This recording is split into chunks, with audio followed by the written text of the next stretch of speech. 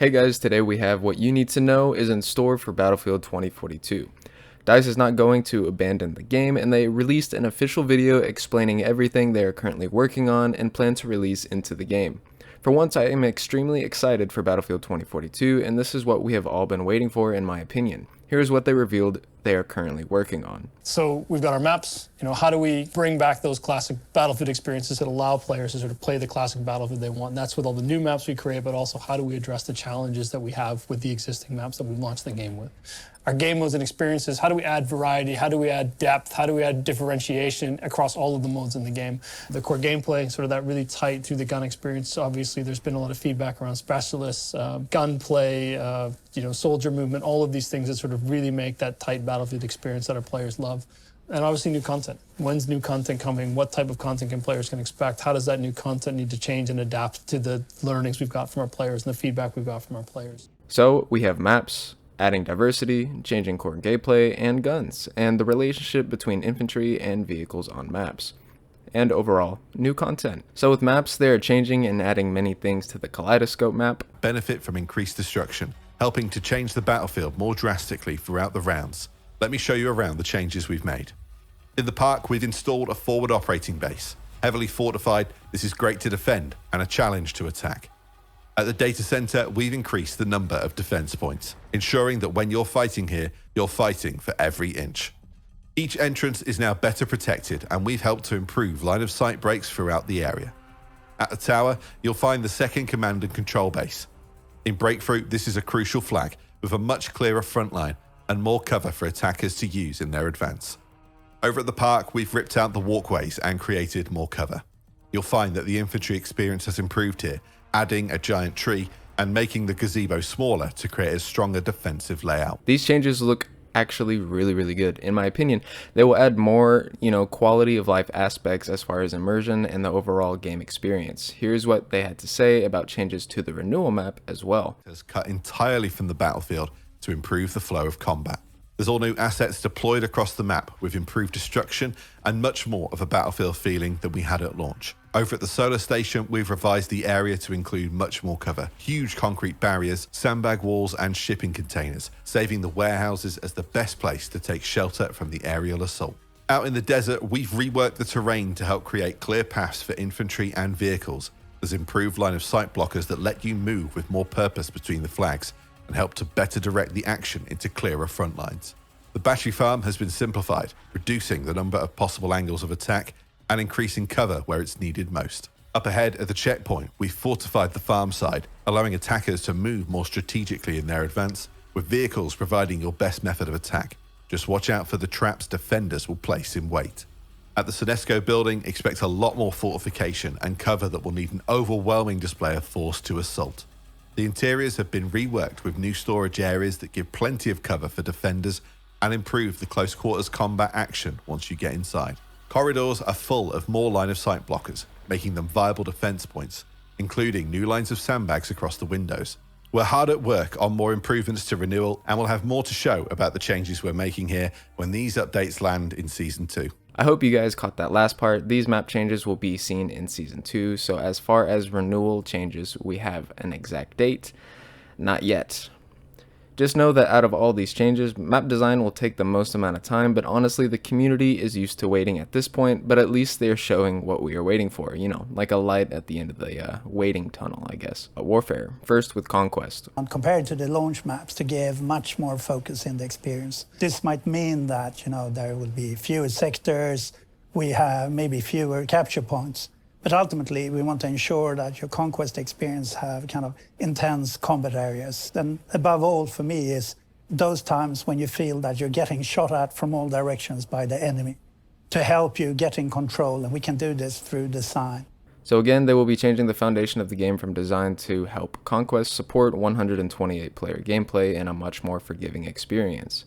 Here's what they had to say about changes to Breakthrough. Okay, so if that's going to be Conquest, what about Breakthrough? What changes are we making here? I love Breakthrough, I've always done, and it's that immersive frontline experience. And in the light of the 128-player discussion here, in order to retain, the promise that it comes with of outsmarting your opponents, we have taken an active decision now to move permanently to 64 players to gain a better gameplay experience. Let's focus on fun. Let's focus on capturing what it's all about and enabling our players on the battlefield.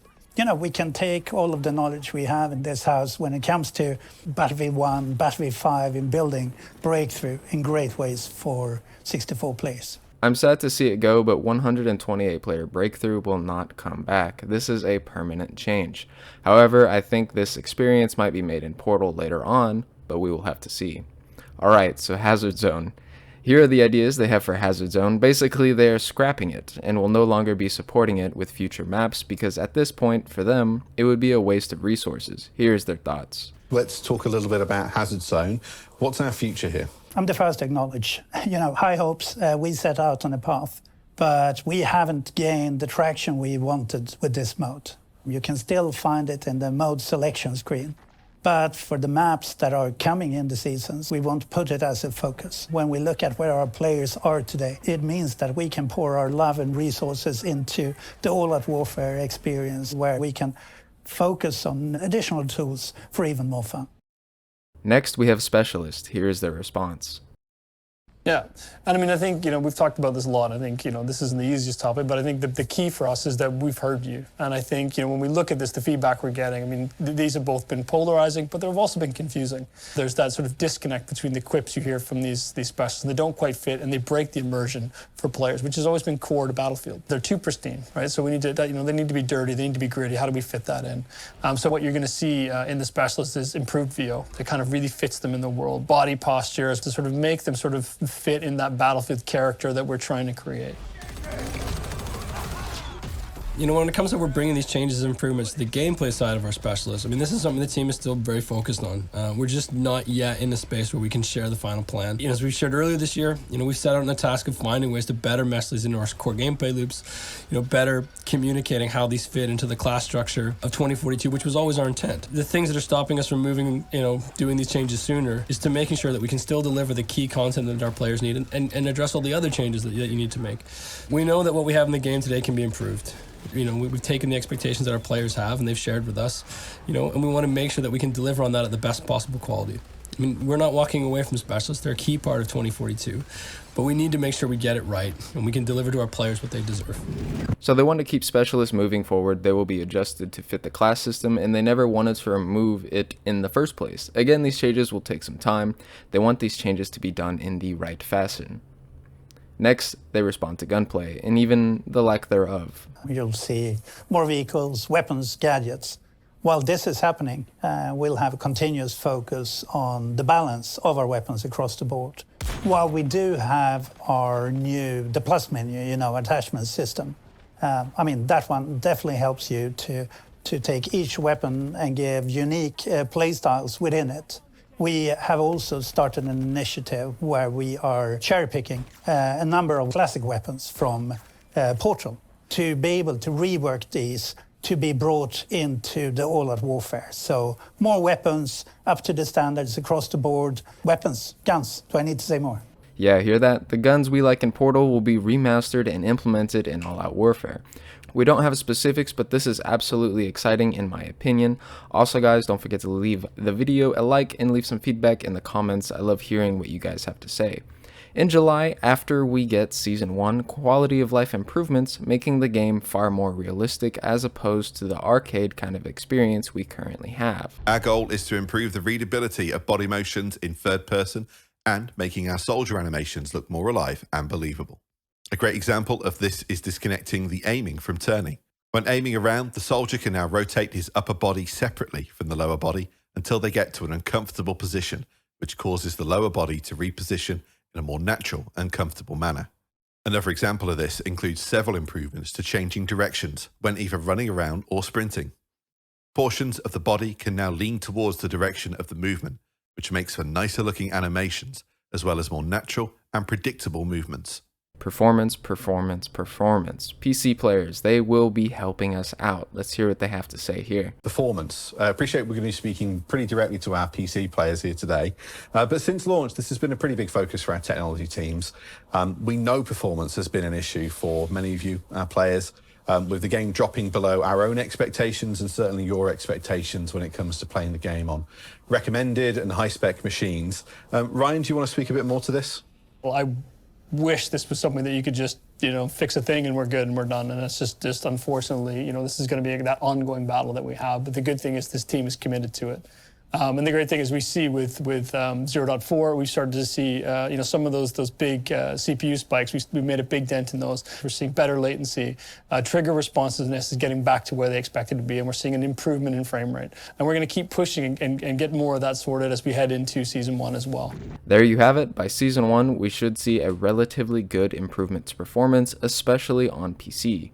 And finally, new content. A battle pass will be introduced. More experiences overall, more weekly missions. Here are their final thoughts. Lars and I are here today, and we're really grateful to be able to represent the entire Battlefield team and reaffirm our commitment to Battlefield 2042. The team has made a ton of updates to this game, but we know it's not enough, and we know we need to keep doing more.